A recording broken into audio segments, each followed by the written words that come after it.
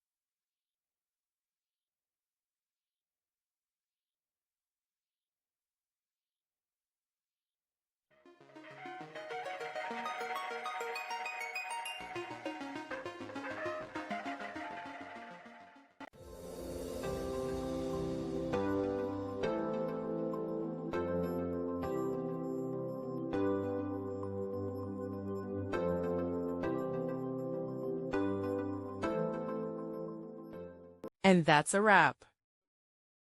I hope you found the answer you were looking for. If you did, take a second to hit that subscribe button. It really helps out. And let me know in the comments which solution worked best for you. See you next time in the Debug Zone.